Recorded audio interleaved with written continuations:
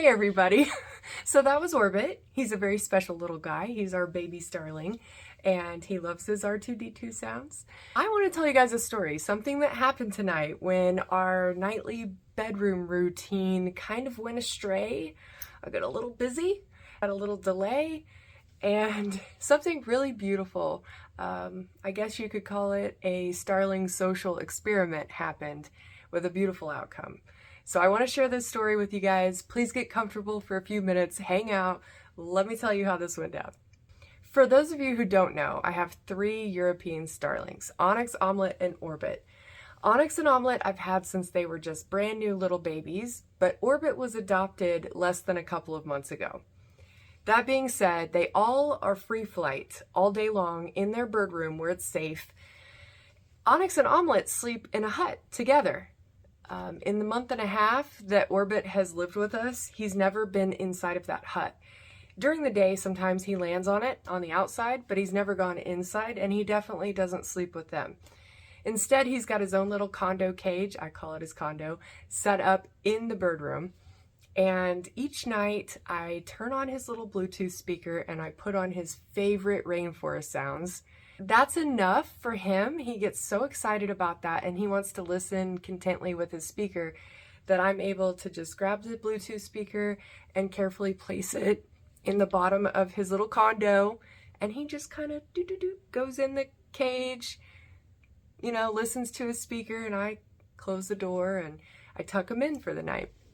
I plan to keep doing this because starlings need regular beak and nail trimming care, and there's no way to grab them when they're free flight all day long unless you go in at dark when they're sleeping and you have them somewhat contained. Since Onyx and Omelette self-contain in their little hut, as they always have, I just put a towel over the little hole and I'm able to grab that down, get it off the wall, and grab a bird and trim. Orbit, that's not gonna work. So I've got to keep him going in his cage at night because he's gonna need his beak trimmed pretty soon and his nails.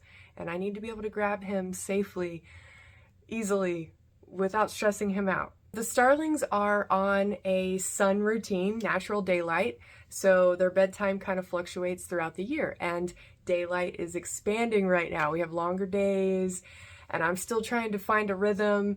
I try to get into the bird room to put Orbit to bed right before it gets too dark because starlings can't see in the dark. Tonight I was late. I got busy with family matters, and I looked out the window and I noticed it was already dark. I was like, oh my gosh. So I ran out to the bird room and I'm looking in there before I turn on the lights. I'm looking to see if I could see Orbit in his little condo. Maybe he put himself in there, is what I'm thinking, you know. Yeah, right. So I'm looking in there and I don't really see him. I noticed 2 starlings up on top of the fan and I just thought it's Onyx and Omelette. You know, Orbit doesn't usually go up there.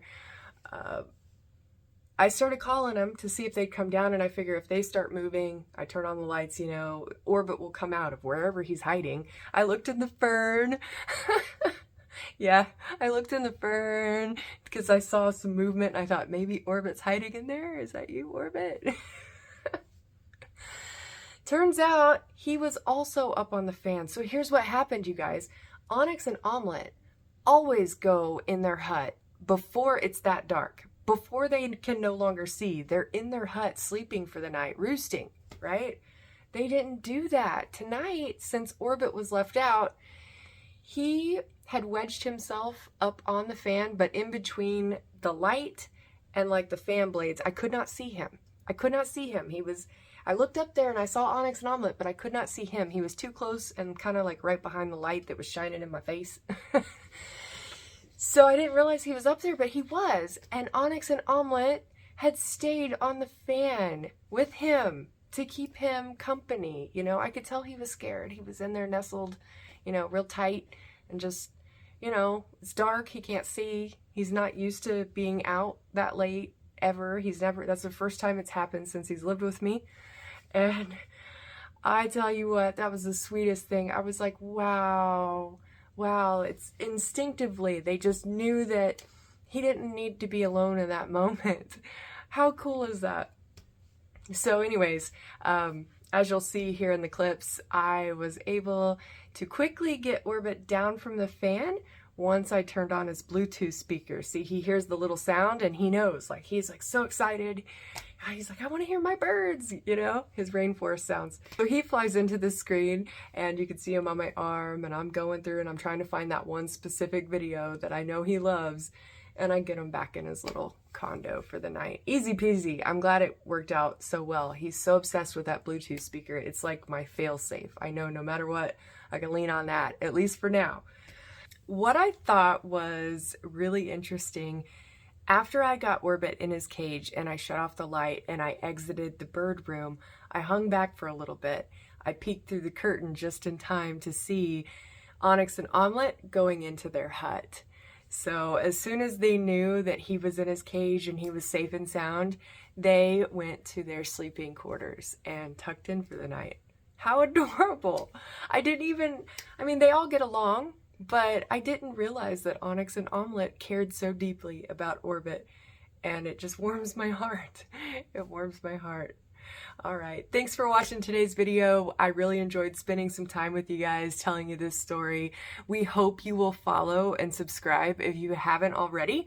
Join our online flock, you know, stay in for all the chaos. It's always interesting and fun over here.